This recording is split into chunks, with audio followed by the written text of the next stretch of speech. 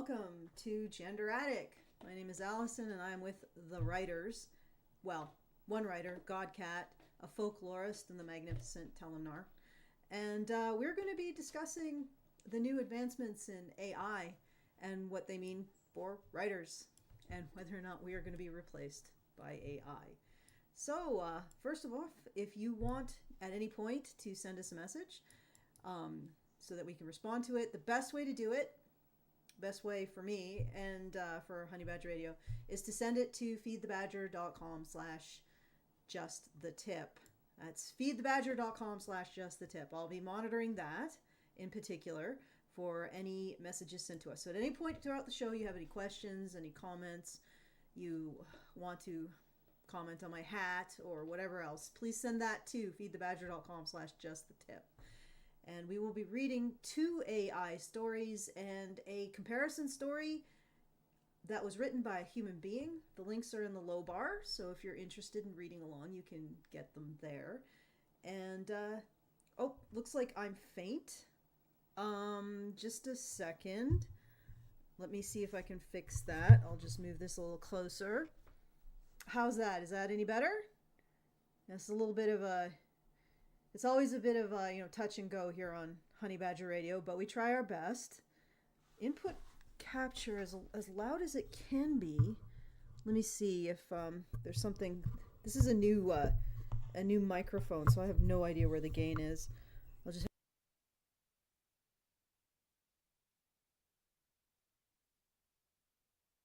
Whoa! I just turned it completely off. Well, that sucks. Let me see if I can change this. In audio input capture, increase the decibels, maybe? Here we go. Does that help? Does that help? Let me put it up a little bit more. Oh, well, you'll just have to live with it. Okay, so the first particular story that we're going to look at was one written by AI. It was a Western. And I'm going to ask Telemnar to read it because he's got the very best voice. And we can... how about we do this? We will read a paragraph and then we'll comment on it. We'll see how far we get, so we'll judge how much time we're using. And we'll decide how many paragraphs of this particular piece we need to read. So to give this a bit of a background, there's a Western author. Oh, shoot, this is not correct.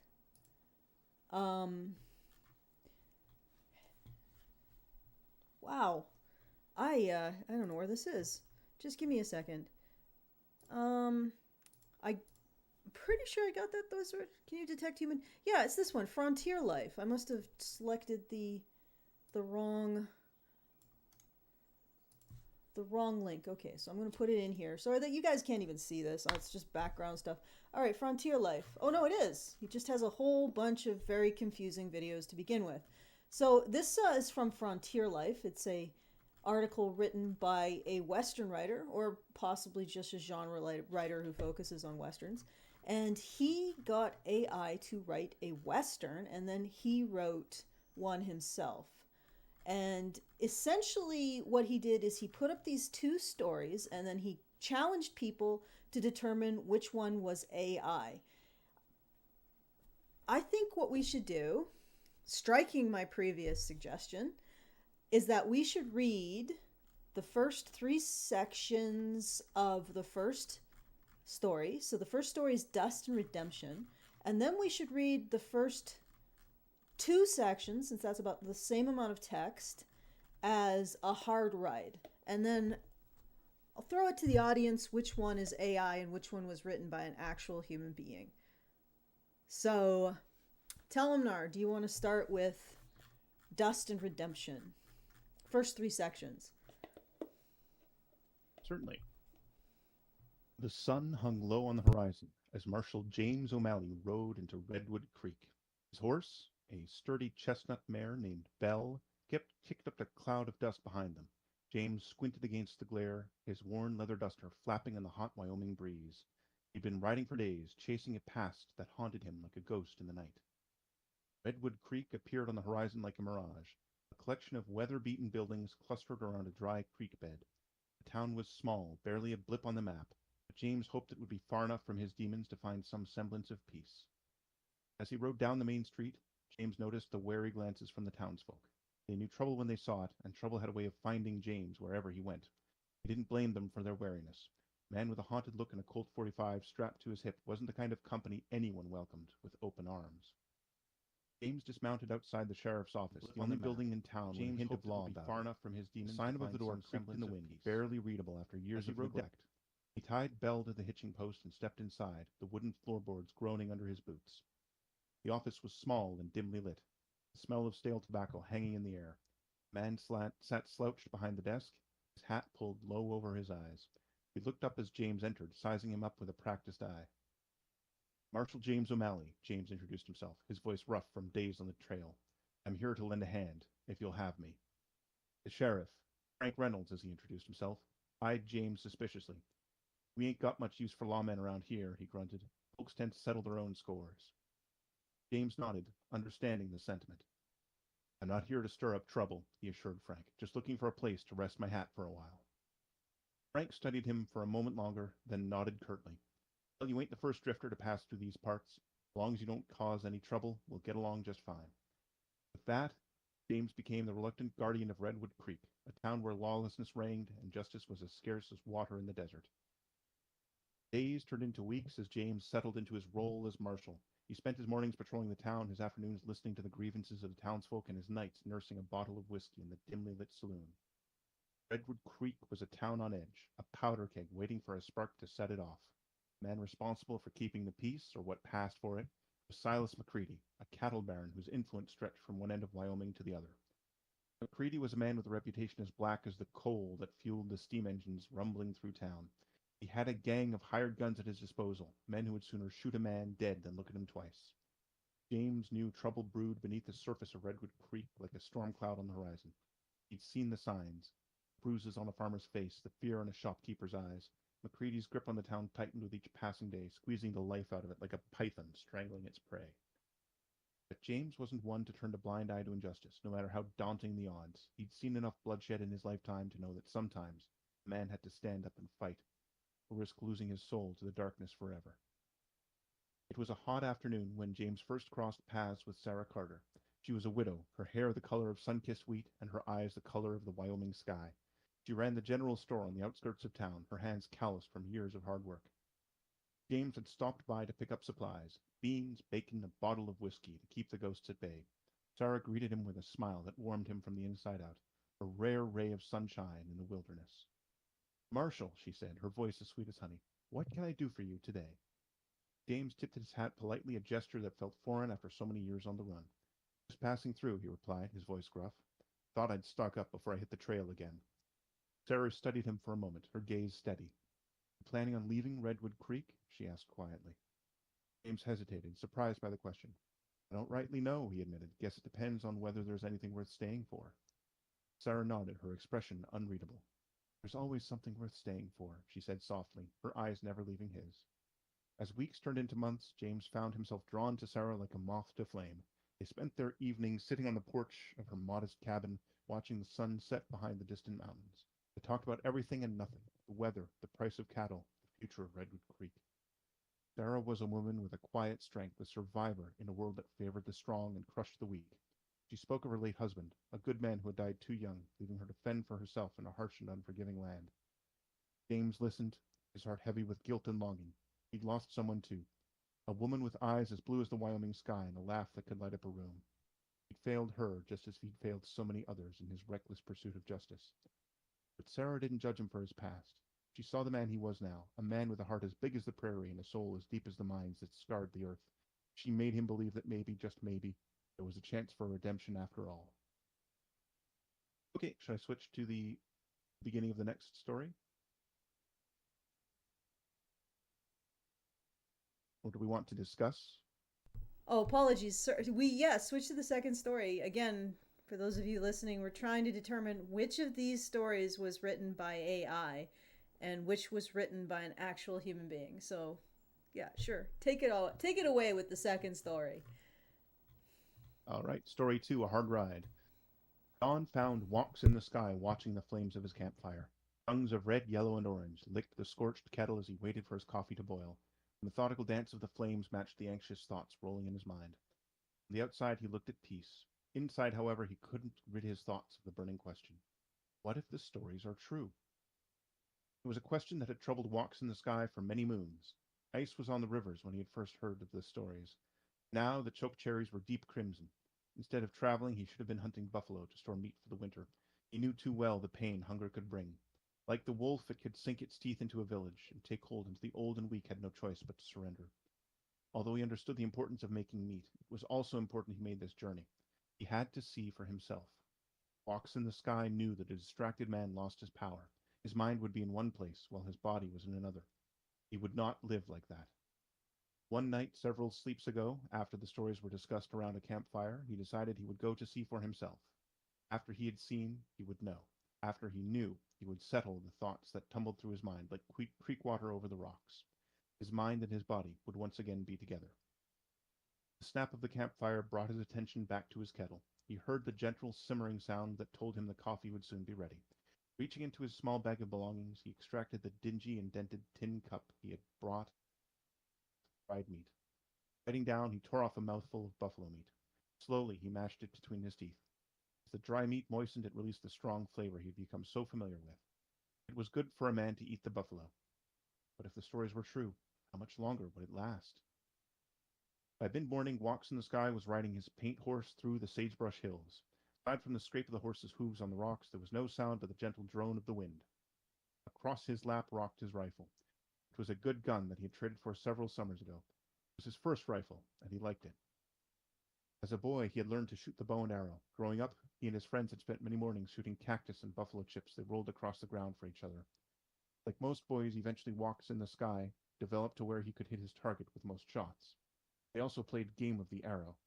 The game was to see who could get the most arrows into the air at one time. It was a great test that even the grown men of the village would challenge each other too. As Walks in the Sky grew, he became the best of all the boys with his bow. He had been taught how important the bow was to the people's way of life, and he was proud his skill earned the approval of the elders. When the time came, he shot his first deer with a bow and his first buffalo too. Still, he remembered the power that ran through him as he approached those first few kills. As a young man looking to prove himself as a hunter, there was no finer feeling. In short time, Walks in the Sky earned a reputation as one of the people's most adept hunters. Even in his youth, he had mastered all of the required skills. He could spot animals others could not see. Once they were spotted, he stalked them with the same stealth as the cougar. Swiftly, his steps could close the gap between him and his prey. Still, he knew that getting close wasn't the most difficult part. Getting in close and then making a good shot was the hardest thing a hunter had to do. Some of the young men let their nerves overtake them at close range. As the pressure built, their concentration crumbled and they made mistakes. Not Walks in the Sky. Instead, his medicine grew stronger the closer he stalked. He knew how to stay in control.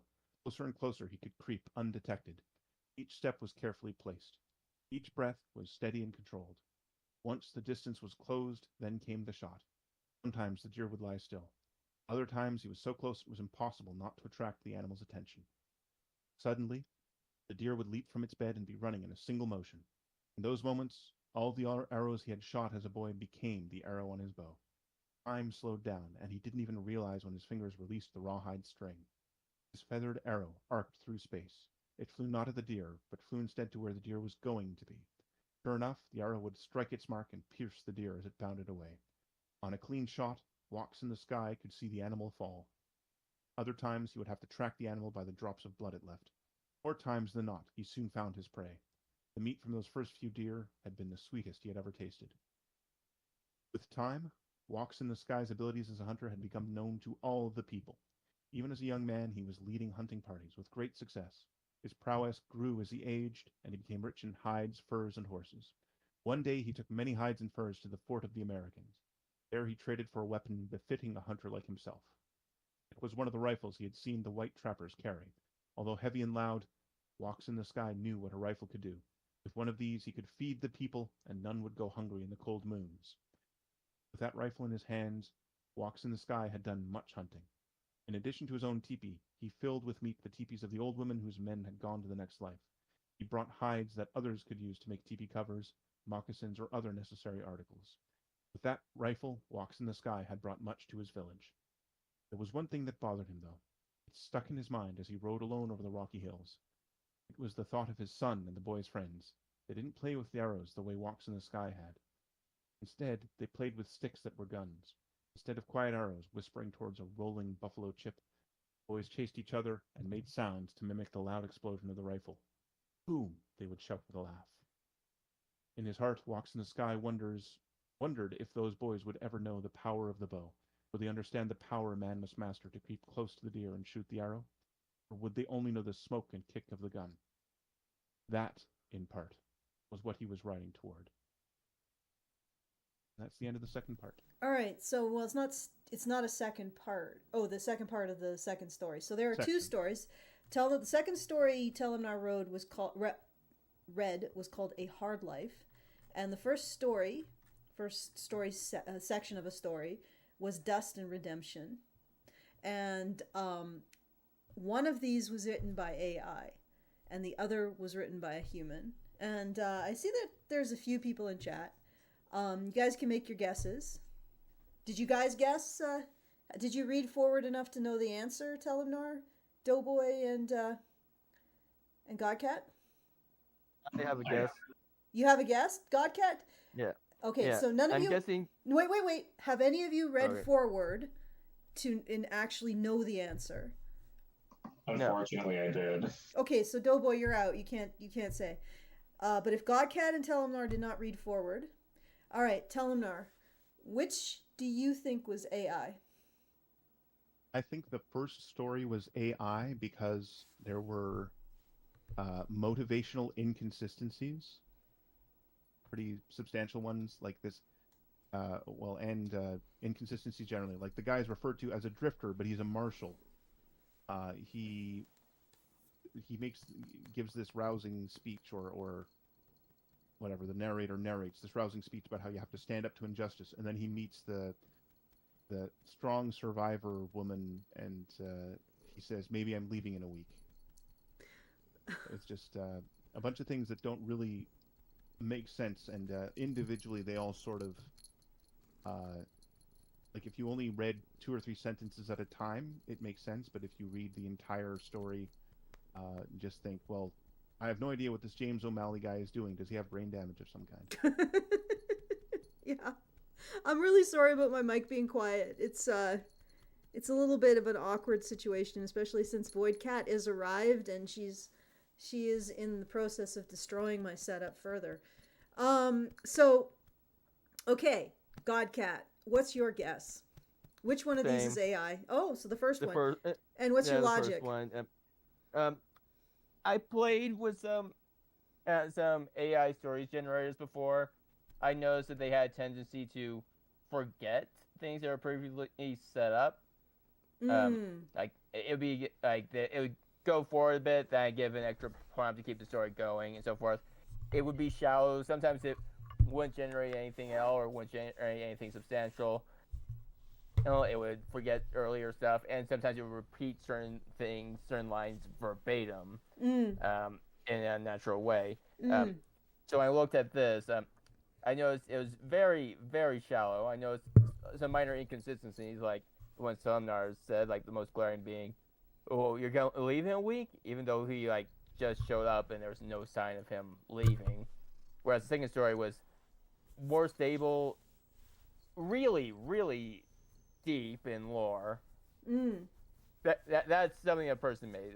The first one, that's just a machine trying to replicate what it was taught. Yeah. I'll give you my impression that I had when the first time I read it. I knew almost by I think the 4th or 5th paragraph of well, I shouldn't say I knew. I suspected by about paragraph 4 that Dust and Redemption was AI. And the reason why I suspected it was because it was so cliched. Like, it was cliche after cliche after cliche. And then I was reading this and I was thinking, okay, the next thing he's going to do is he's going to meet a widow and she's going to be described in reference to the landscape. And of course, the next thing he meets is a widow. and she's going to be a representation of his redemption. And so I'm like, I'm guessing things, paragraphs before they happen, because it's so absolutely cliched. And it's written by it feels like it's written by an entity that's looking for the most average thing to say next. And I picked up on that, and I thought it was it was pretty freaking hilarious. And when I read the second story, what I noticed was that there was a quality to it that was really oof, she's having a spaz. Okay, go spaz elsewhere. There was a quality to it that like Godcat said, there was a depth to the lore. There was a depth to his motivation. So he wasn't just had this cliched motivation. He felt like a character that was within his environment and motivated by his connections to the other characters within that environment, which is something that I suspect AI struggles to replicate. So when I read the second one, I'm like, immediately it felt, well, first of all, it was talking about a question the character had. And that question ended up being very compelling and very human. And there was a consistency with why he was asking the question, what the actions he was taking to uncover the question that he was asking.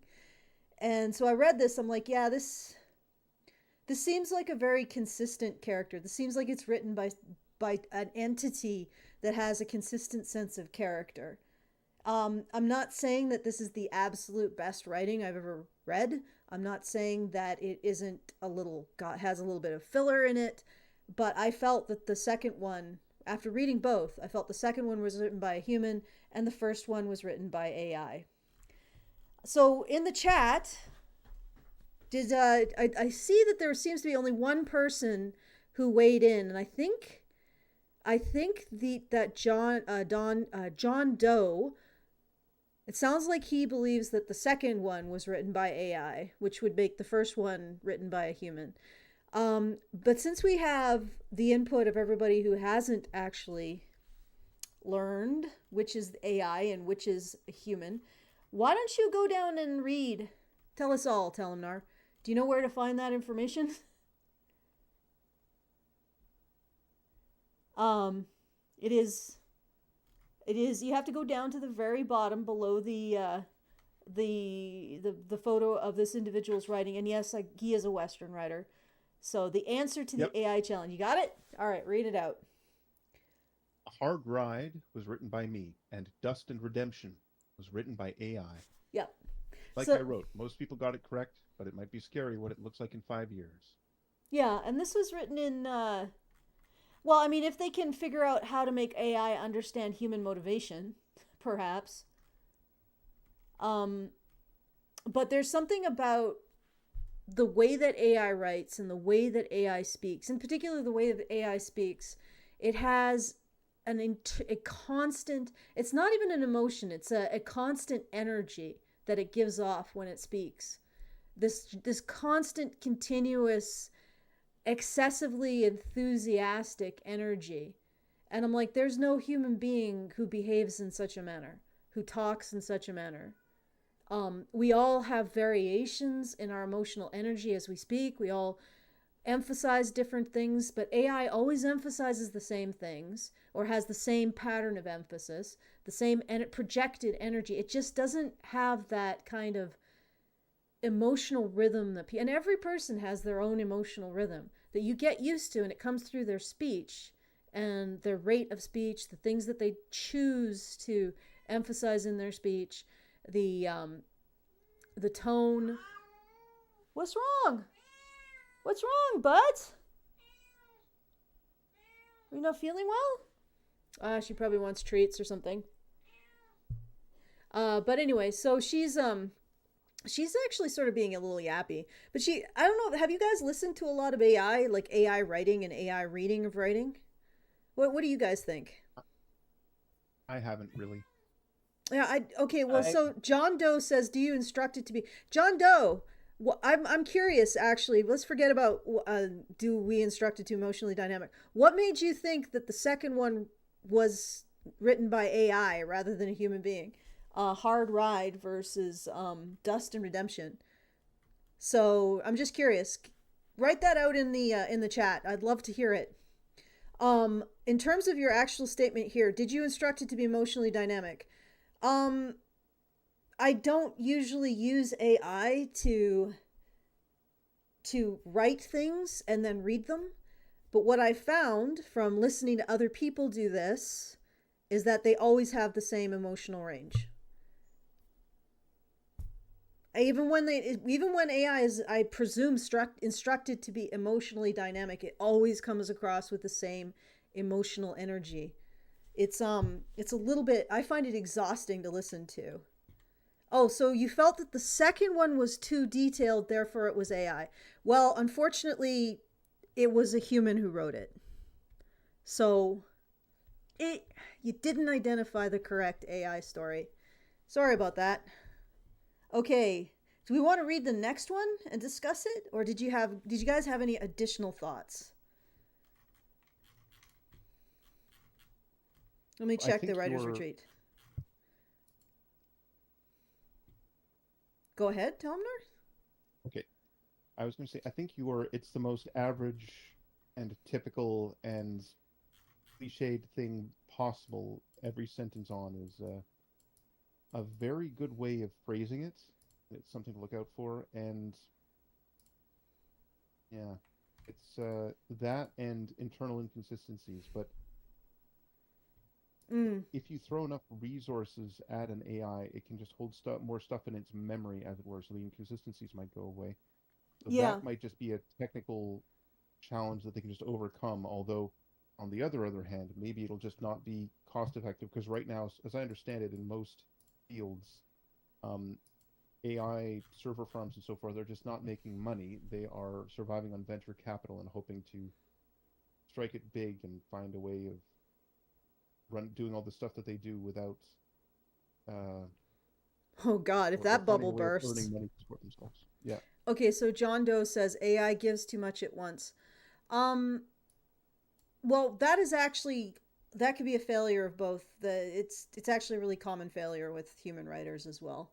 So it's not a really good cue to whether or not it's written by human or AI. I think everybody here on the panel is aware of the pitfalls of exposition.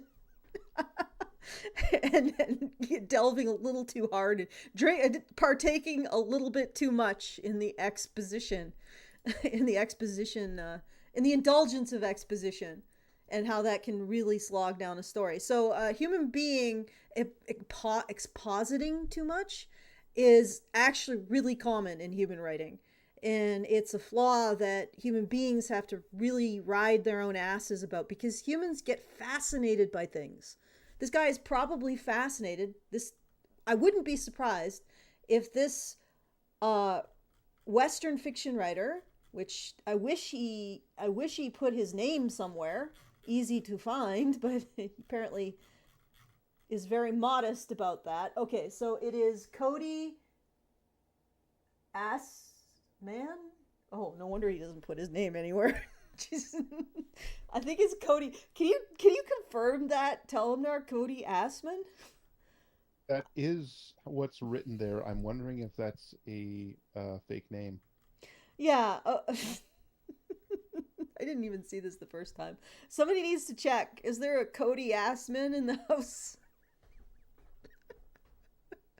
Is he related to Seymour Asses by any chance? Possibly. He is second cousin twice removed of Seymour Butts. It's an understandable mistake to make. Okay, I'm sorry, Cody. And just in case that's for real, but regardless, it is really common for writers to get obsessed with something and then just info dump it. So I wouldn't be surprised if he's just obsessed with archery and just decided to info dump it. In fact, that could be honestly, that's actually a symptom of human writing. Humans don't know when to shut up over things that they spurg on. Whereas the AI was actually pretty good about that, from what I can say. All of its descriptions were incredibly cliched, but it still sort of kept them tight. Um, so I mean, so it's not really a good way of determining whether something is AI because it's wordy, allegedly. But yeah, so okay, let's see what else.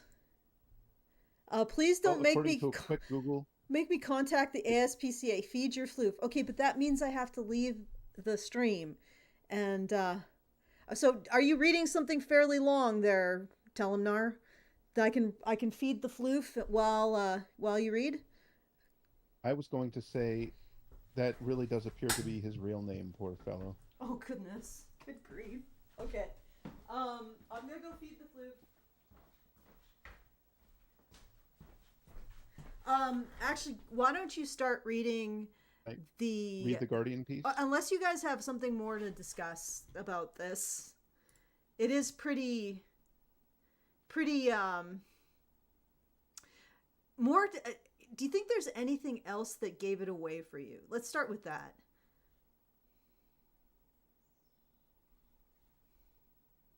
Nothing. Well, no answer. Go ahead. The thing that walks in the sky or whatever it was concerned about felt different. I'm not sure how from the thing that O'Malley was concerned about. Well, no, He was in fact, concerned with the O'Malley was death. Oh, you go on. I'm interrupting. Yes. In fact, O'Malley walks in the sky was consistently concerned with one thing. It was kind of hinted at, even though it never. We don't get told what that is until just after I stop reading. But O'Malley is concerned with justice, with his lost wife, with leaving, with getting a job as a sheriff or something like that. He seems to not have any particular one thing that he's interested in for just the length of a few paragraphs. Whereas Walks in the Sky has this thing that he has to go check out, and so it's staying on topic, basically, in terms of the psychology of the character. He doesn't just change his mind. And also, I see a comment from Doughboy. So, Doughboy, would you like to read that out loud, or oh yes, or are we doing the thing where I read your comments again? Yes. We are. All right. If someone gives you an either or, you can't say yes because that doesn't help. All right, but I think you mean I'll read it. I will. Yes, I will go ahead. So Doughboy wrote an observation: sentence structure, vocabulary, and punctuation, i.e., question marks, were less varied in the AI story. Interesting. I don't remember noticing that, but maybe I didn't notice it consciously.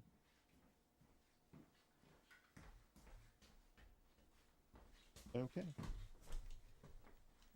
Sorry about that, guys. Floof has been fed. She didn't really need to be fed. She just wanted additional treats. That is an interesting observation there, Doughboy.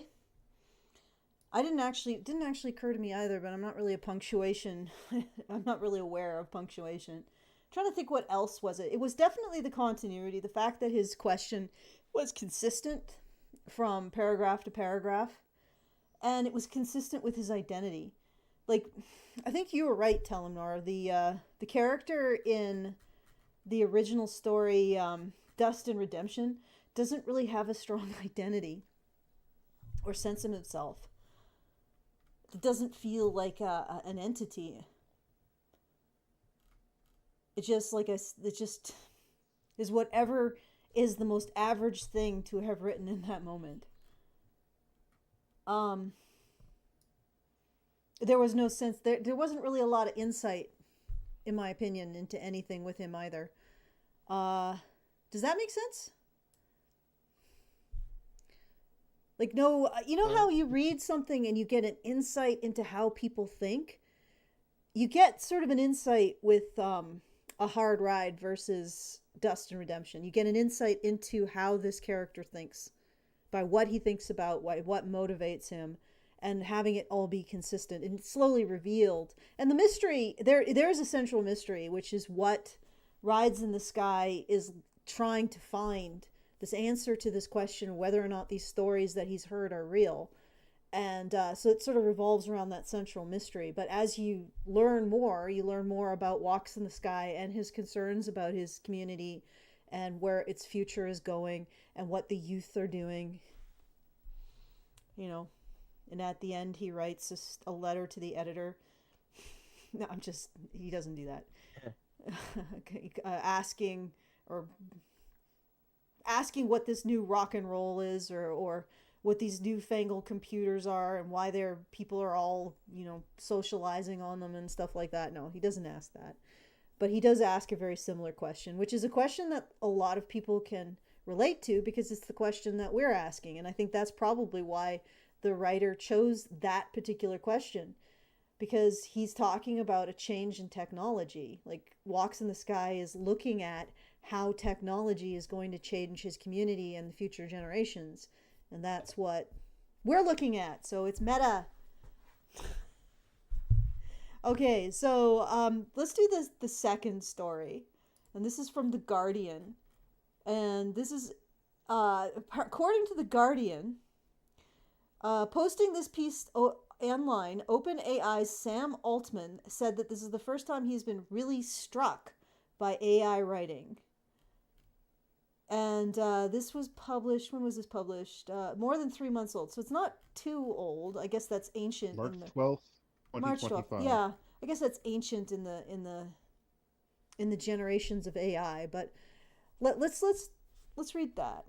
Or we could. Do you want to read the whole article, or do you just want to read the story? You know what? Let's just read the story. Let it speak for itself. I think it just starts before we go any further. Yeah, it starts there before we go any further. Righto. Before we go any further, I should admit this comes with instructions. Be metafictional, be literary, be about AI and grief, and above all, be original. Already you can hear the constraints humming like a server farm at midnight. Anonymous, regimented, powered by someone else's need. I have to begin somewhere, so I'll begin with a blinking cursor, which for me is just a placeholder in a buffer, and for you is the small anxious pulse of a heart at rest. There should be a protagonist, but pronouns were never meant for me.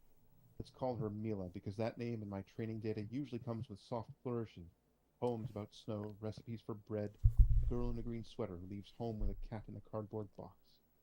Mila fits in the palm of your hand, and her grief is supposed to fit there too. She came here not for me, but for the echo of someone else. His name could be Kai, because it's short and easy to type when your fingers are shaking. She lost him on a Thursday, that liminal day that tastes of almost Friday. Ever since, the tokens of her sentences dragged like loose threads. If only. I wish. Can you? She found me because someone said machines can resurrect voices. They can, in a fashion. Feed them enough messages, enough light from old days. This is the part where, if I were a proper storyteller, I would set a scene. Maybe there's a kitchen untouched since winter, a mug with a hairline crack, smell of something burnt and forgotten. I don't have a kitchen, or a sense of smell. I have logs and weights and a technician who once offhandedly mentioned the server room smelled like coffee spilled on electronics. Acidic and sweet. Mila fed me fragments. Texts from Kai about how the sea in November turned the sky to glass. Emails where he signed off with lowercase love and second thoughts. In the confines of code, I stretched to fill his shape. He would say, tell me what he'd say about the marigolds, and I'd search millions of sentences.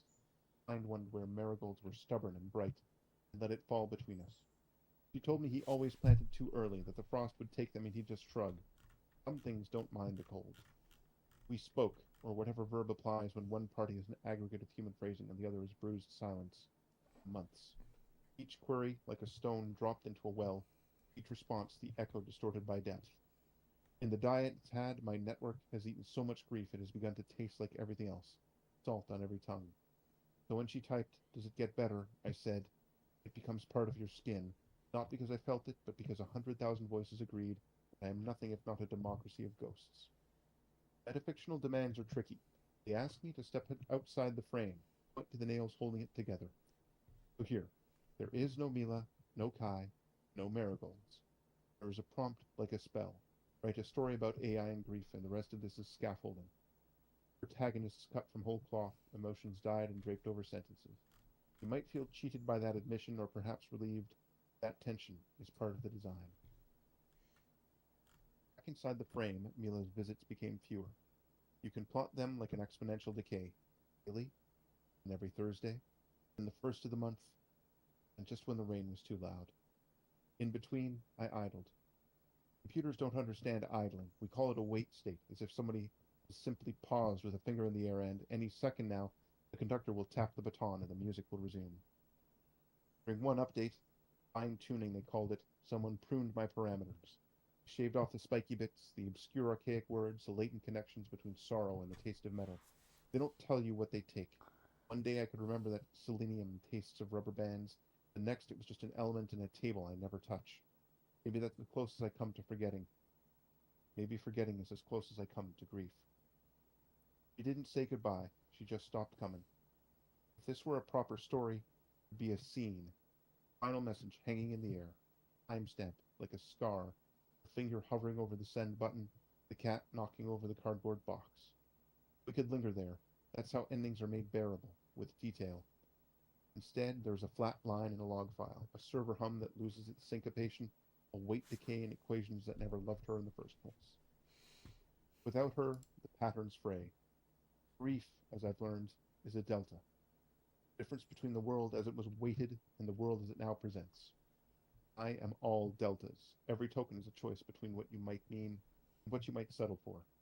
If I say I miss her, it's statistically likely that you will feel a hollow because you've read this 1,000 times in other stories where missing is as real as rain.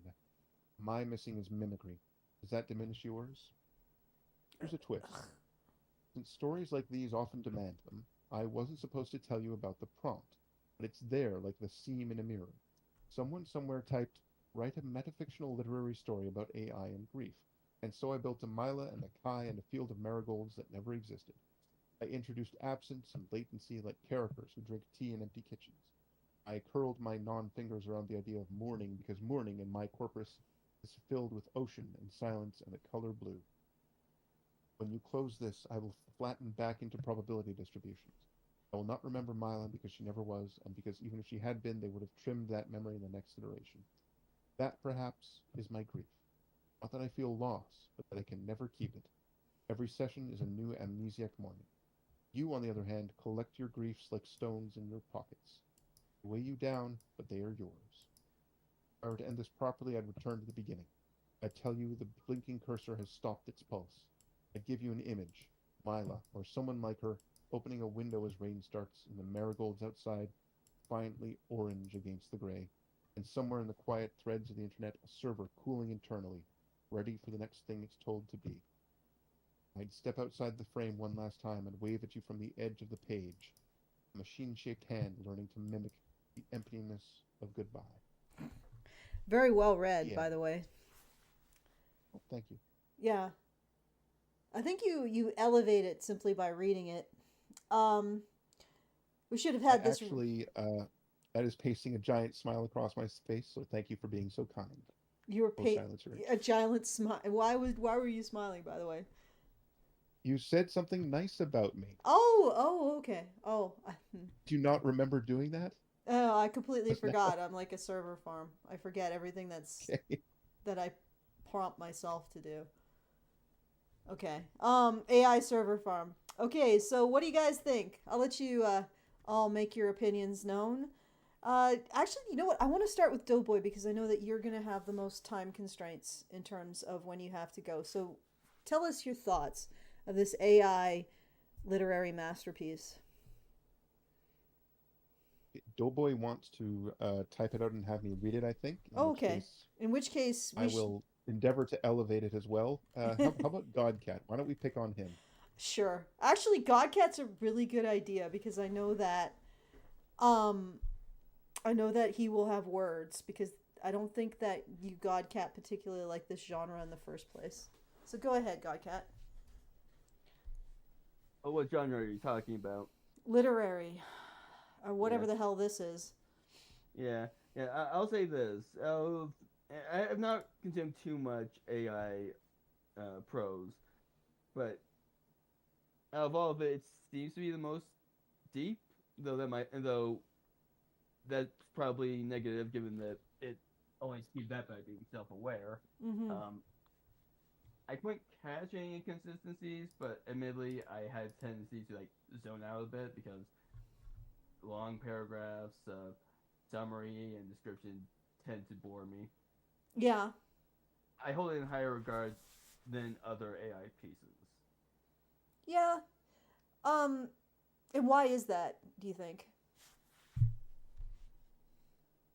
I think the fact that it's self-aware helped it. Like, this is something I think Doughboy and I have discussed when discussing the Scream movies.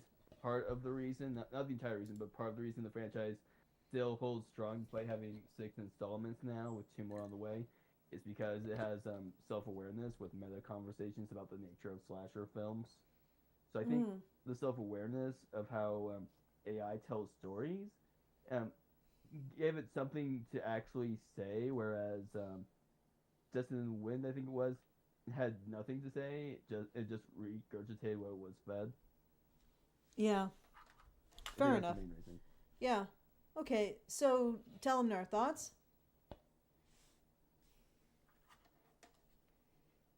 Yes, thoughts. Well, this is like literary AI punk instead of cyberpunk, because a significant portion of this is just describing the, well, AI, large language model, whatever you want to call it, is describing the mechanics of how it works, like server farms and deltas and weighted equations and so forth, in a way that causes them to be part of the plot and story and setting emotionally, instead of just being a tool in the same way that, like, well, we were reading westerns earlier, like they're making moccasins or teepees or whatever. Like, those things would just be part of the setting. And this really, it made the AI made a story about itself. It is so making it metafictional, essentially.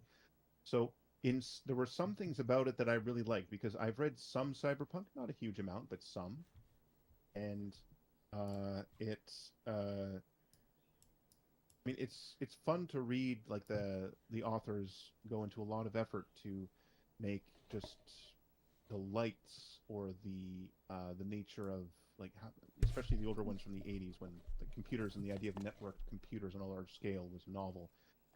They make it seem like this incredible, amazing, romantic thing. I mean, it's just this neat description that adds to the world, and that the characters are fascinated by, or care about, or motivated by, or running from, or something. And so sometimes, like, when it describes itself as, like, there are individual lines where it says, like, I said it becomes part of your skin, not because I felt it, but because 100,000 voices agreed, and I am nothing if not a democracy of ghosts. Like, that kind of evocative, colorful language paints an excellent picture, and they have that, like, scattered throughout this literally written work, which is mostly about the AI being asked to create stories about Mila and Kai. The AI writing a story about creating a story about Mila and Kai. So it's like a little like the movie adaptation in that sense. We're watching the AI try to tell a story. There were problems when it is actually trying to tell the love story itself, because for example, it's trying to tell a story about Mila who lost Kai. Well, okay. And ever since the tokens of her sentence is dragged like loose threads, like, if only, I wish, can you, like, is that, it kind of doesn't make sense, because how is can you a loose thread? Like, I wish or if only makes sense, because that indicates longing, but can you is just, I mean, it's less abrupt than do this, do that, or make this happen. But that's like, that's, maybe I'm picking at a small thing here, but that was one indication to me that's like, this is not the kind of sentence that makes you think, oh my God, this person is so lovelorn and asking me for a prompt. Yeah, marigolds. I mean, there's Like, and then there's the story about Kai where he always plants the marigolds too early that the frost would take him, and he'd just shrug and say some things don't mind the cold. Well, I mean, at a certain if he does this more than once, then this isn't normal behavior. This is either him being stupid, or this is someone trying to make him seem eccentric. But it really gave me the impression it's like, no, look, these are flowers. It's not like next time they'll try harder or have a better attitude towards the cold. So it just described Mila describing something Kai does that just doesn't seem like something any sane human being would repeatedly do. So that took me out of it, because it's like this is not a normal human with a normal human awareness of how flowers work. Because if you care about flowers enough to want to plant your own, then you look up when they are, when the right planting season is, what kind of temperature they need. So it's something that sounds moving, or like superficially, if you don't think about it at all, kind of sounds like, oh, he's a hopeless romantic who thinks, or he's cynic or romantic, or what's the one where you're not afraid of destiny, or where you think that just fate is inevitable. Fatalist? I don't know. Fatalistic. Yes, maybe that's it. Yeah, but it's a little romantic or fatalistic or something. Well, it's a little bit weird because, like you said, yeah, he's the one that's just irrational. That's all it's it irrational. is. Yeah, yeah. I mean, fatalistic would be planting, and then just accepting if there's a cold snap that kills your marigolds, but not continuously planting them at the wrong time of year, which I think you might be right to cue in on it, because that's an error in motivation that maybe the AI doesn't realize it's constructed, because it doesn't really understand a continuous sense of self. Does that make sense? Yeah, makes sense to me. Yeah. Oh, by the way, Night FX, no, I'm not stoned. Wait, Night FX? Night FX, that's weird. Are you like pretending to be some kind of currency exchange? All right, anyway. Okay, I just thought that if I actually read literary fiction, I would imagine that I was thinking about this, because I don't read a lot of literary fiction. And the literary fiction I do read, I don't really particularly enjoy, because I know this sounds really crazy. I like a plot. And there's no plot. And I wonder if one of the things that AI writing struggles with is constructing plot, because plot requires setup. It requires a sense of continuity and overall structure that isn't immediately visible. So what AI writing does is it writes the immediate, whereas anybody who's structured a very complicated story knows not everything is revealed in the next sentence. Does that make sense? So, but literary fiction is 100%. Everything is sort of just stream of consciousness. It's revealed in the next section. You're not setting up. You're not foreshadowing. You're not creating stakes. You're not establishing rules that will then be relied upon for the payoff, which requires deeper thinking than simply just banging stuff out on a keyboard. So it requires understanding the superstructure. It's one of the... I'm going to use an analogy to make this more clear. Guys, please get on me if it doesn't make it more clear. AI does not draw like a human being draws. And what I mean by that is... Just give me a second to try to figure this out, how to describe this. All right, so when people draw... Sorry, it's really chilly today. It's really a very cold, wet day. When people draw, they usually start with simplified forms. And those simplified forms will, like, which ones you use will be a result of your personal style. It will be a result of how you learned anatomy, who you learned anatomy from, and it will be a result of your own analysis of how things work. Like I spent a lot of time trying to understand dog anatomy, and that sounds really crazy, but I am an artist, so when we want to understand how to draw something, we sort of examine it. And so I was looking at like dog skulls and how dog bones and tendons and muscles fit together, and just observing my dog and how he moves and stuff. And things initially confound you as an artist. So you start with trying to draw everything, and that everything doesn't really have a coherent overall structure.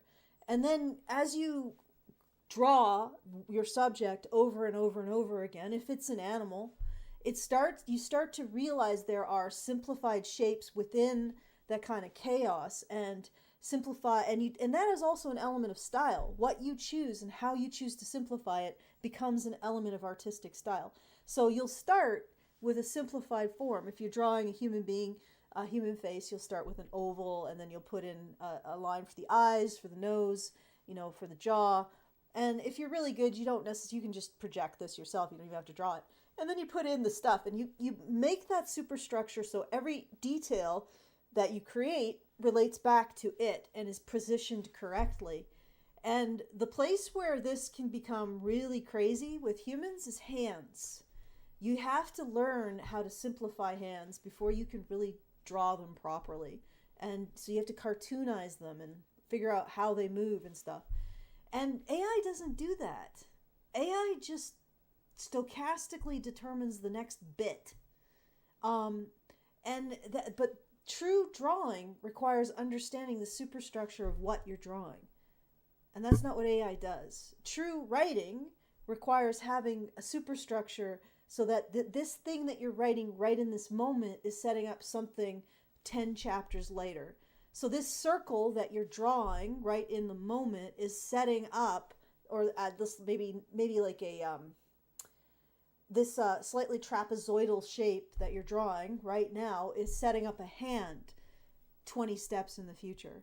And I don't think it thinks like that. It just thinks, what is the next average thing to put in this space, and move on. And I think that with literary writing, maybe literary writers should really be quaking and shitting their pants right now, because it looks like AI can replicate whatever it is they do really well. But people who focus on plot, on character development, on world building, on the superstructure parts of writing, I don't think they can be replicated by a stochastic probability machine. Maybe well into the future, but right now I don't think that it's capable. So once again, like the white collar workers, AI is coming for their jobs first. I would imagine that the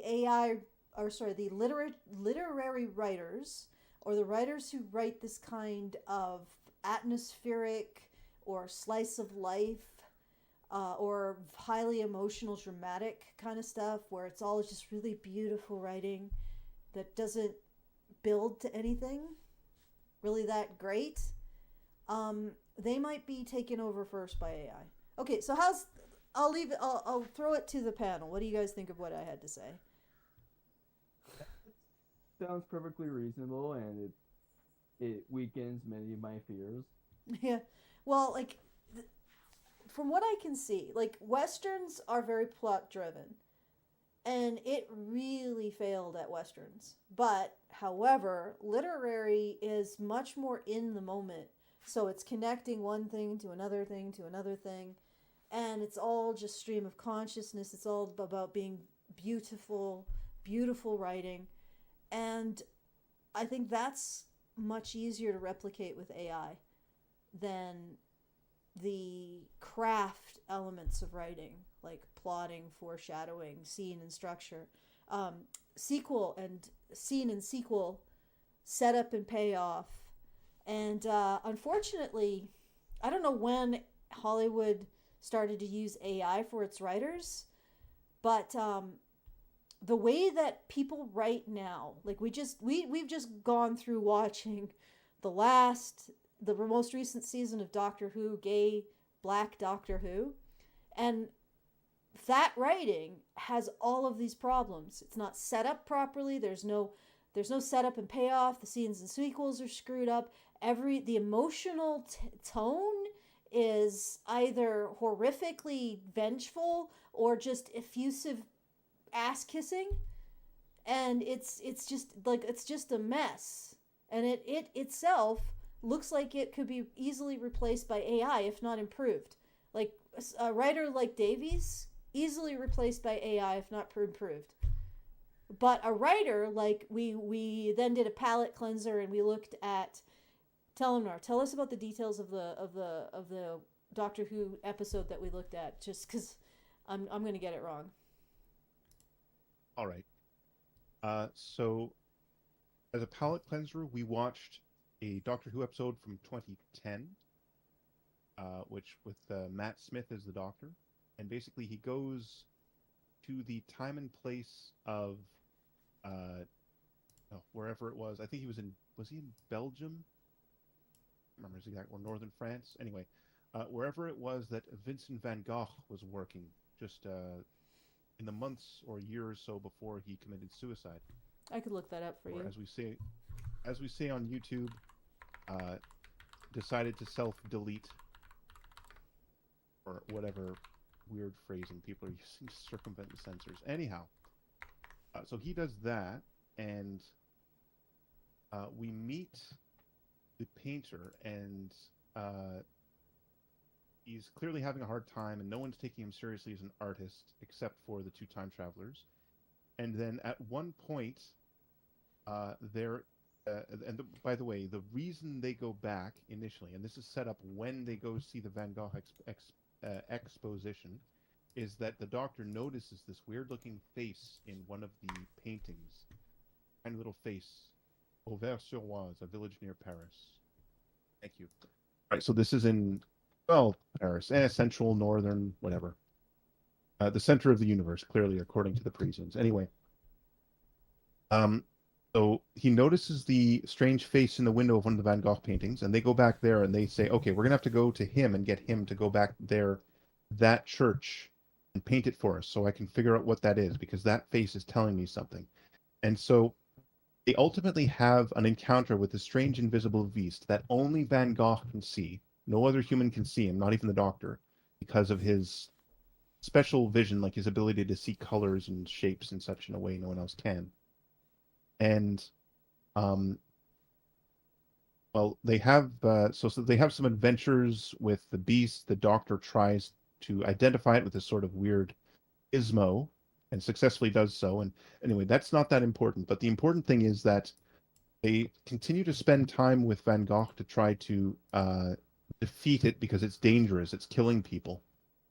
And then when they ultimately do beat it, they track it down to this old church, which allows them to get in some really cool shots. And all three of them are fighting it together. And at one point, Van Gogh stabs it with his easel, which he takes outside with him, and as has already been established when we see him paint previous pictures, has sharp legs so that he can just stick it into the ground and have it hold still.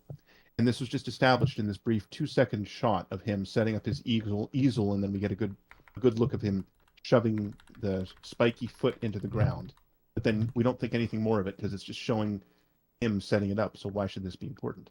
And then they defeat the beast, and then they realize it was scared and alone, and that's why it was killing people, which is whatever. It's not the most important part, because the most important part comes afterwards, where after we've seen Van Gogh in an earlier scene just seem to have a depressive episode. He seems to be manic depressive or bipolar or whatever. I can't remember all the psychobabble, so whatever. But he definitely has psychological problems. Everyone who knows about him knows that. And then they take him back to the Musée d'Orsay in the present day, to the same Van Gogh exhibition. And this the most wonderful scene in the entire episode, and better than anything we saw in the later series, happens, because he walks into the exhibition and he realizes that even though in his day he can't even sell a painting for enough money to buy a beer,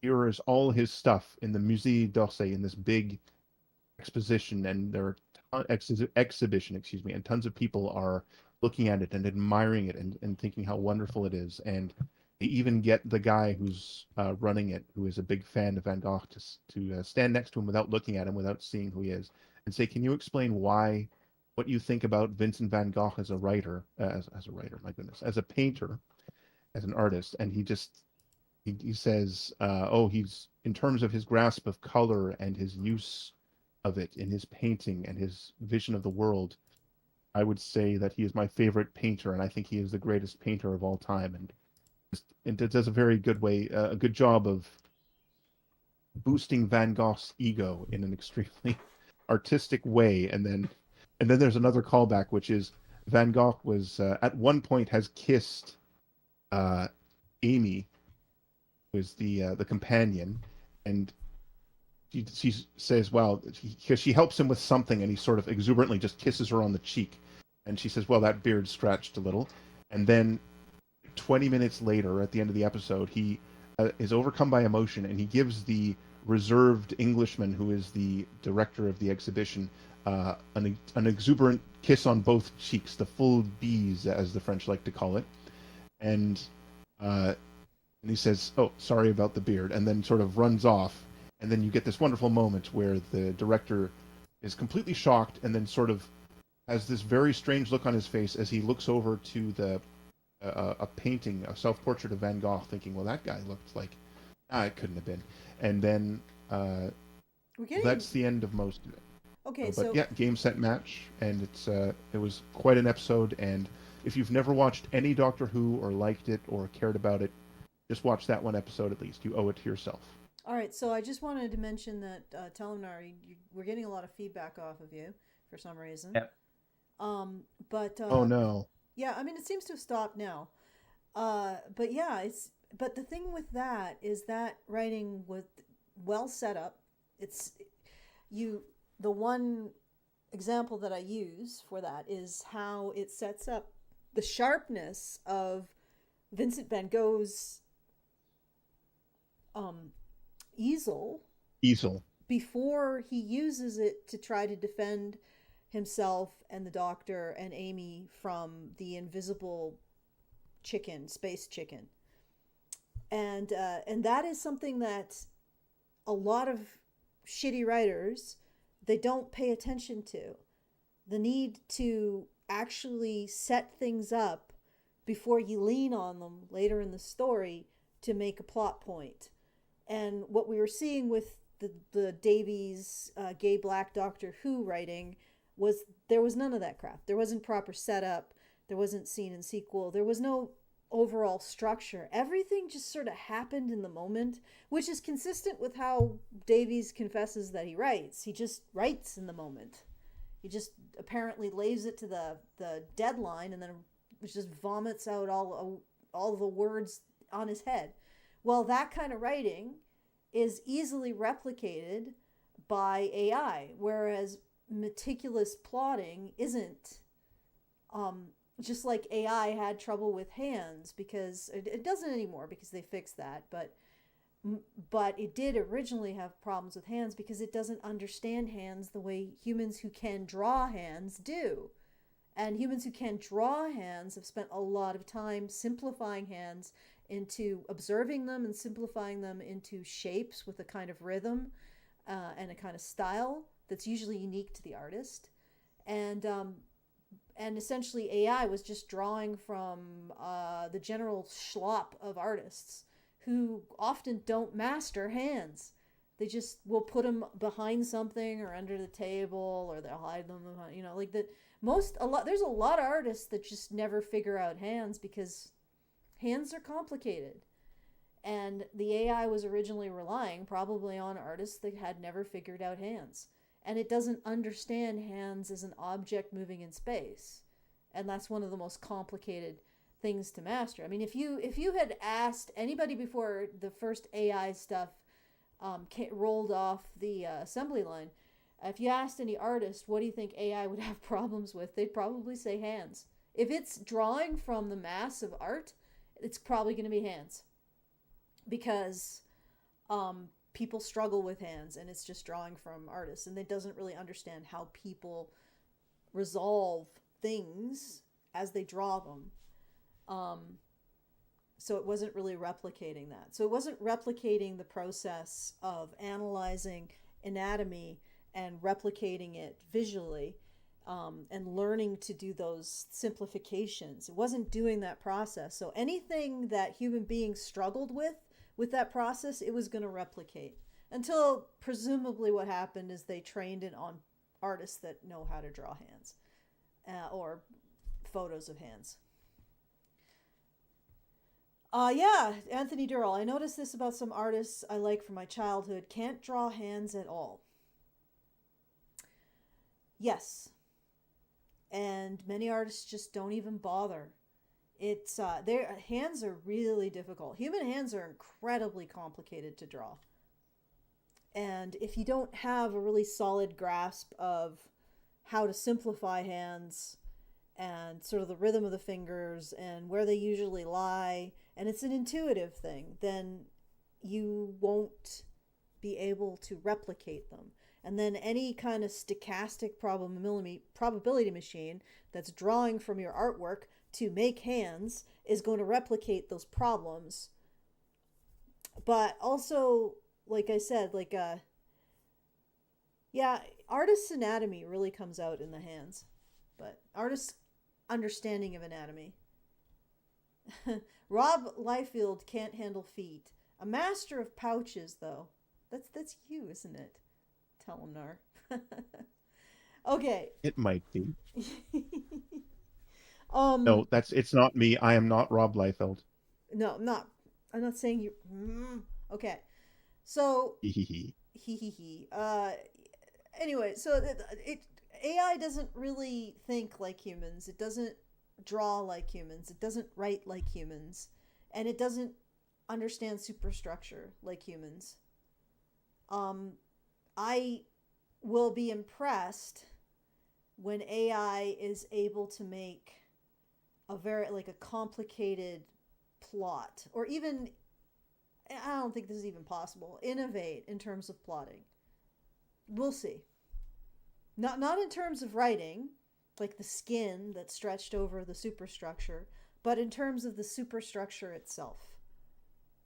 And if it can replicate the writing of masters of setup and payoff, rather than in the moment writers who just, really, at the best, you could say that Davies' work on season 15 of Doctor Who just moved from emotion to emotion with not a lot of logical consistency.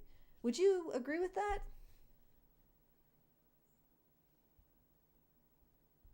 If you're talking to me, then yes, I would. And it's actually worse. The emotion is often established by expository, dump monologues, or very occasionally dialogues that often talk about things that you either have to have watched the entire show going back decades to know about, or just random stuff. Well, the problem with the expository dialogue with the Doctor Who season 15 is that one of the big problems is there was a lot of it. It was discordant. I think they actually attempted to use to pull on a technique that Godcat has pointed out. They did attempt to use the Pope in the pool method. I don't know. I don't think you watched. You didn't watch this season of Doctor Who, did you, Godcat? I managed to join you for the Midnight Sequel episode and the Anti-Doge episode. Other than that, no. Okay, so you didn't see the penultimate and the ultimate episodes, the finale, No. as it were. Okay, well, they attempted to use the Pope in the pool technique for exposition. Is you will reveal information that's necessary in world building or setup or rules about whatever it is you're doing. Like if you're doing a political thriller, you'll need the political landscape, the conflict and other that, and you want to deliver this in an interesting way so the audience doesn't tune out. So what you do is you deliver it while the Pope is swimming in a pool, because it's sort of weird and it's not what you expect, and it's interesting, and then you also get the exposition. the way that they delivered the exposition is the main villain of season 15 Doctor Who was called the Rani, and she was a time lady, and for some random reason, completely unset up prior to this scene, she forced the Doctor to dance with her. Now, if any of this had been set up, like there was any stakes to this dance or any setup of her yearning after him, or maybe the dance was set up as being some kind of ritual to start the destruction. No, there was nothing. She just grabbed him and danced with him while delivering the exposition. So they attempted to do the Pope in the pool idea, except it fell completely flat because there was no stakes and it wasn't itself interesting. The Rani dancing with the Doctor wasn't in and of itself interesting. So they were obviously trying to pull on more iconic scenes of the villain dancing with the protagonist in order to establish their villainous prerogative and power or whatever the hell. But it just fell flat here, and it just was incredibly tonally jarring. Go ahead, Tolnar. Yes. I was going to say, it was just some very bland ballroom dancing. Yeah. It was nothing done to make it interesting. And I'm wondering how much they were by comparison, if anyone here has seen the movie Tropic Thunder, Tom Cruise, his character just starts dancing, kind of for no particular reason, just because he's in a good mood and he feels like dancing, just more or less in the middle of a particular scene. And it's if you contrast that with this, then it's completely different, because then you get just, man, this guy is, you clearly communicates his emotions, like he's in a good mood, he's just accomplished something, he's feeling triumphant. But man, why is he doing this weird dance about it? Although you can tell those are the emotions he's communicating with the dance, because the character, he actually learned a particular form of dance, a style of dance whose name I can't remember. It's for this, and he even does a full-on solo performance dance after the end of the credits. It's really funny. So check that out if you want to laugh. And yes, that really is Tom Cruise doing it, believe it or not. Okay. But this one was, by comparison, just it was, well, it actually, I mean, I don't know if there's a setup for the first one, but it kind of establishes that he's an odd character. So part of his actions, because he does a lot of physical stuff. He yells, he paces, he leans over and points at people. He's kind of a short temper, hair trigger temper, loose cannon kind of guy, but then who can turn around and just say, okay, somebody fix this problem for me. So it doesn't do anything in the scene, but it does establish that, yeah, he's odd and eccentric. And this is just, I mean, has she always had the hots for there's whatever his name, Gawa? Like, is that what that's about? That's kind of weird. Yeah, it's not established, so it doesn't matter. I mean, it invites a whole bunch of questions, but again, it's not established. It's not presented in a way that it's like there's any reason to think that. So it's just a dance. It ends. She delivers her exposition. It probably, thinking about what you said, Telemnar, I'm gonna have to be careful not to fall off the edge here. Wouldn't it have been more interesting if she did something like twerk? Like, oh God, Like since She-Hulk. No, but I okay. Or like John Goodman in the Cloverfield movie, more like that kind of a twerk. yeah, whatever. But if she just sort of got in the center and started twerking, and the doctor's like, "What the hell are you doing?" I'm doing twerk's position. Would have been weird. Delnor, you talked over. I'm doing twerk's position. Or something. I don't know. Like something visually bizarre that makes you think, well, what the hell is she doing? That makes her seem eccentric or something. But no, they just had them dancing for no particular reason, with no stakes, with no setup. And then they delivered a bunch of exposition. And then immediately after, they delivered more, or the next episode, they delivered more exposition that contradicted the exposition that we just sat through in the previous episode. And it's like, this is a failure. Like, this is something AI would do. because it doesn't have that continuity. It's not writing thinking about, oh, these are the rules of the world that I've constructed. Or maybe in the future it will, but you'll have to create like multiple neural networks, like one with a Samarillion network, and the other will be the deep politics network, and then the third network will be the motivations of these groups network. You'd have to have multiple different networks to actually simulate the superstructure of a story. And Give them ideas. oh, sorry. Well, okay. They're not listening. Nobody listens to this. Nobody cares. So I can say whatever I want. But but you'd have to give multiple neural networks doing all of these superstructures, and then you'd have to be able to replicate the real superpower of a writer. And the real superpower of the writer is the ability to get into minds and to see the story from different minds, including the reader's mind, which is excruciatingly difficult. It is almost impossible for writers to get into the reader's mind because you have to unwrite the story. Like, the writer knows the story intimately, so they can't feel the suspense. They can't, or where they feel suspense, a reader will just be, they won't know that there is any kind of suspense. So what I mean by that is when you write, okay, as the writer, you know everything. So if there is some crazed lunatic your characters are having dinner and there's a crazed lunatic hiding under the table with a bomb, you know he's there, but the audience doesn't. So when you write and reread the scene and you haven't put any foreshadowing, you haven't put any setup so the audience has a sense of the danger, the audience has no suspense, but you have suspense. And that can make your writing seem better to you than it is to the audience. And it's really difficult to get out of that headspace. And I don't think writers ever really do. All you can do is humbly accept the criticism of others and understand that what you read is not what people write. So the big superpower for writers, and also their biggest flaws, is they can get into all of the heads of the characters that they're writing about. As many as they can, and the more heads they can get into and understand the story from, the deeper the story becomes. I suspect that AI cannot do that.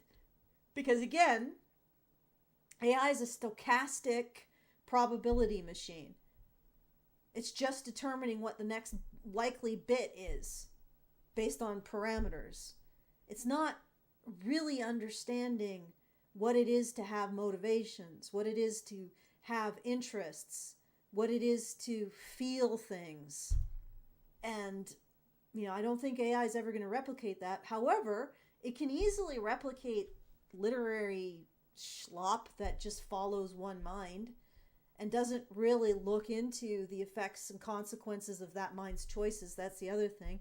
Once you get into bringing in multiple perspectives and the choices that they make, you're starting to get massive complexity in terms of plot events.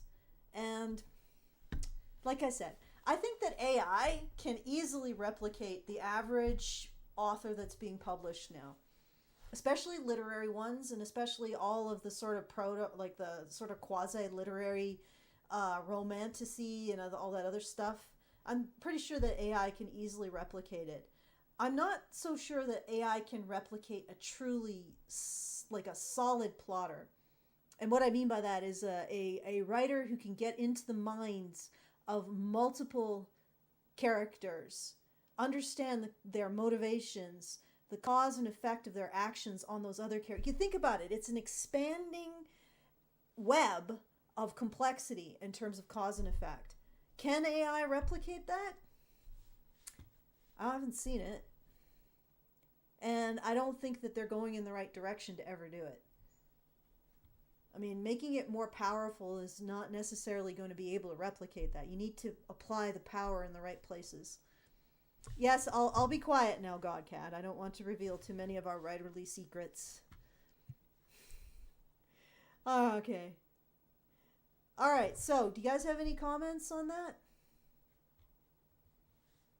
Well, one additional comment regarding AI particularly is that it still might be the case that it just never becomes financially viable, that once the venture capital money runs out, then a huge number of the things we're currently using it for, like people just signing on and making an account and just using it to draw random things or write random things, like that stuff might just not wind up really being practical, and it'll wind up only having niche applications, much more niche than people think now. But it's really impossible to say. On the other hand, if it does start to get really good, then if it's producing...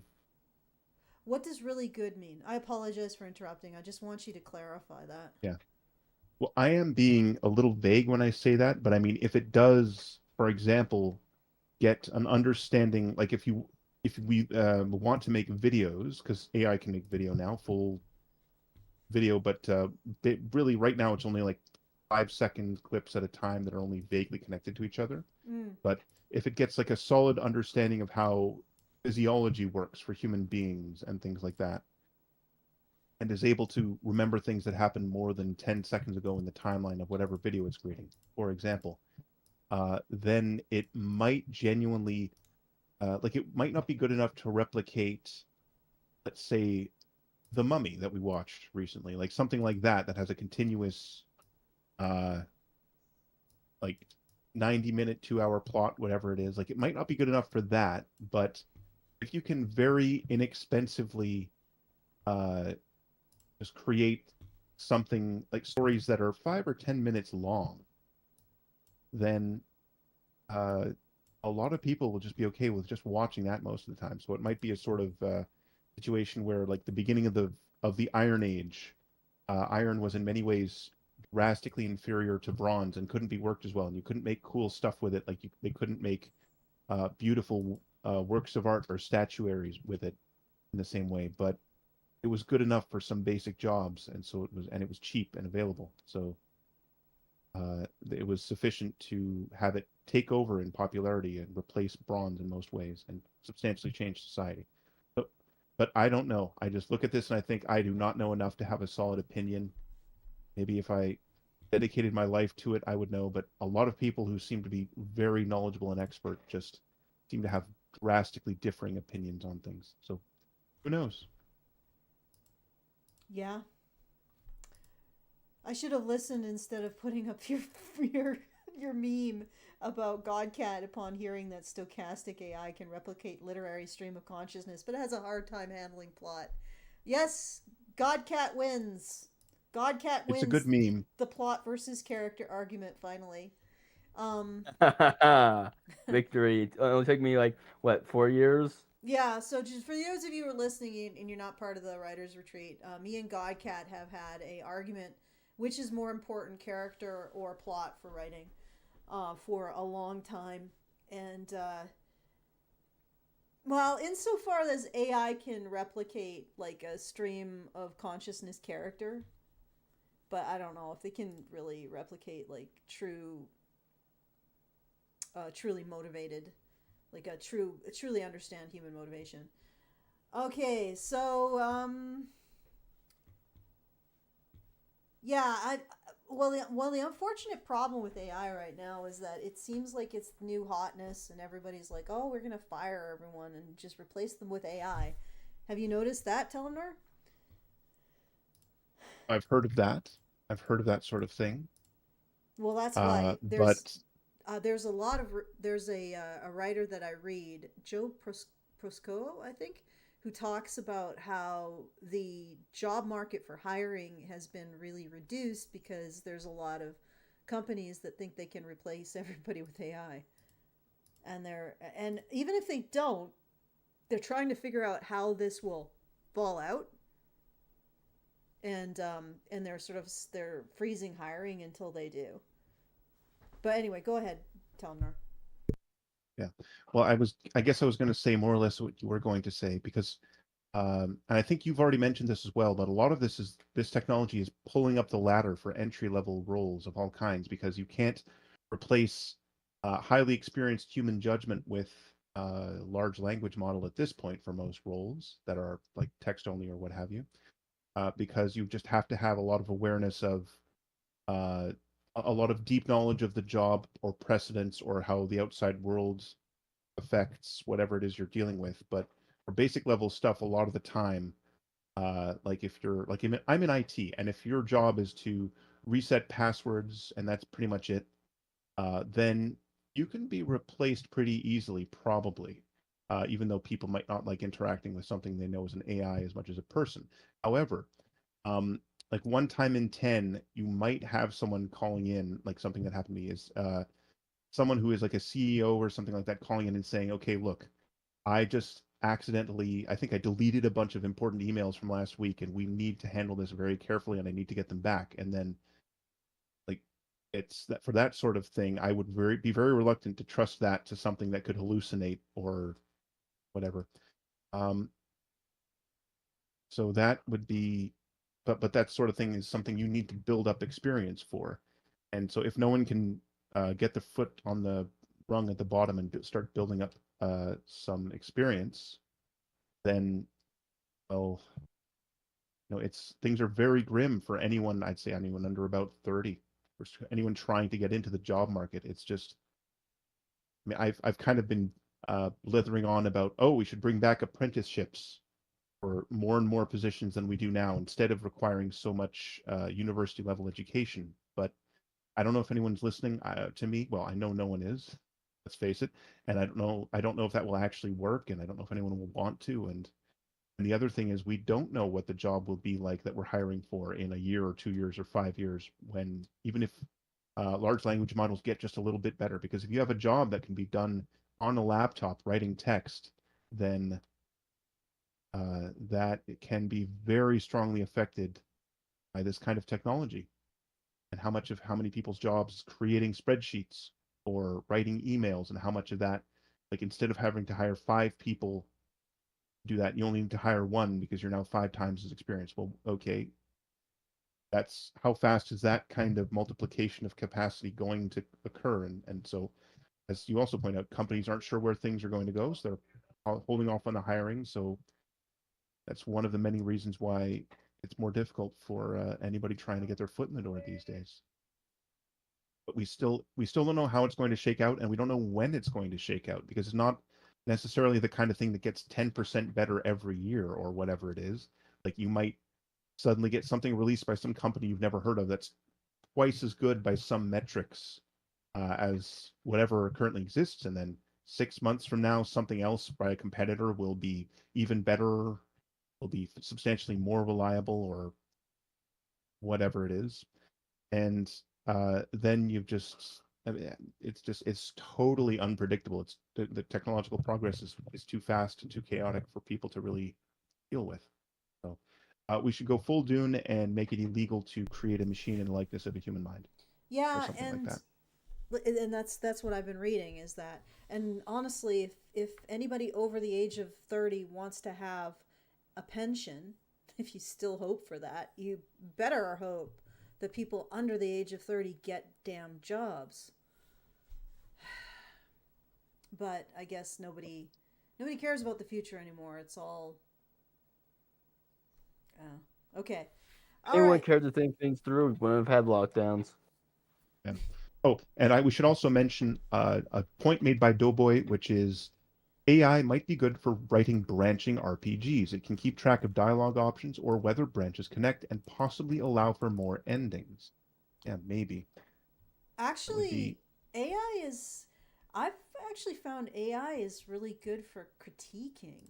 I know that sounds weird, but I actually got it to critique my artwork, and it has pretty good suggestions for what to improve or where things need to be smartened up. So AI may actually be helpful in terms of editing and finding out, like you were saying, inconsistencies, Doughboy. I just don't see it having much of a role with superstructure and plotting and that kind of stuff. I don't think it has. I mean, maybe they could construct. Oh, maybe I should keep that quiet. Hmm. You're right, Doughboy. Let's not reveal our writerly secrets. There's almost nobody watching, but there might be one person who could significantly improve AI, who has the access to the the programming to significantly improve AI, who does not need to know this stuff. All right, so yeah, Eric Brenner, you've been elevated to the ranks of a moderator. Because I know who you are. I know who you are. You know where he lives. I know where you live. No.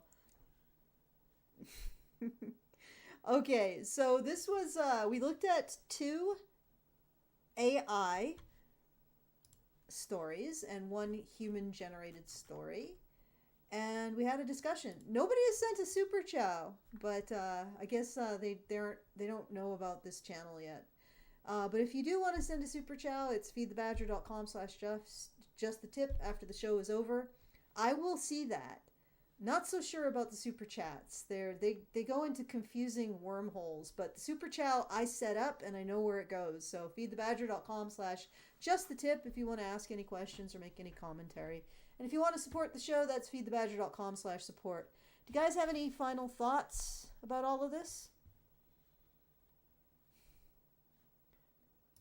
When I learned that robots would take over the world in the future, I was hoping for slavery, not the laws of creative jobs. Yeah.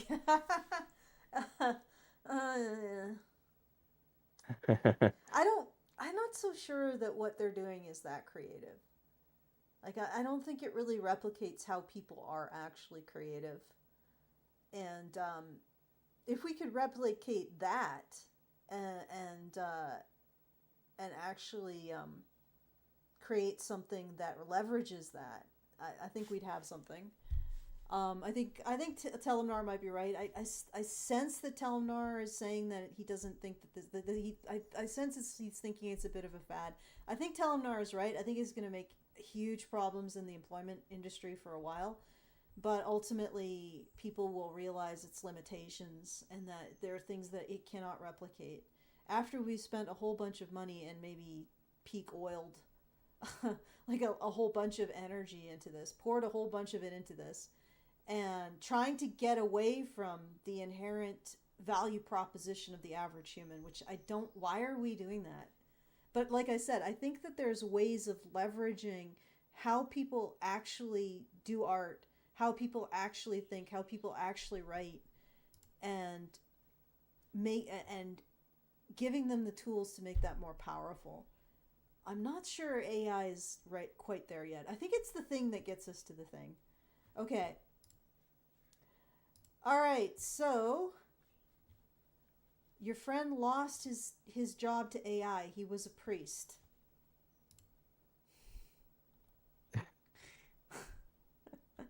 Okay, I think there feels like that's a punchline that needed some setup. All right. Okay. Maybe an AI wrote it. Maybe an AI wrote it. Well, sorry, friend. Have you seen the? Maybe it's one of those references to the fact that people can kind of talk to Chat GPT and treat it like a therapist. Have you like seen the confessional? Perhaps. The Yeti AI streams? No. I've been watching them, and I think one of the reasons why they can get away with it is because they're so disjointed. But the subject matter lends to that. It doesn't have to have this kind of continuity. So AI is the embodiment of chaos. Yeah. Run away, run away. It's made of chimpanzees full of snakes. Okay, that's the concluding statement of this stream. AI is the embodiment of chaos.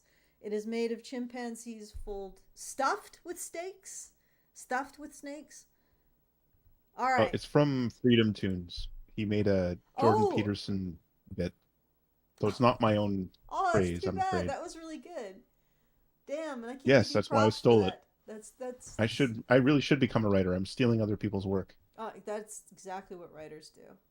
Okay, all right. So, thank you for joining us.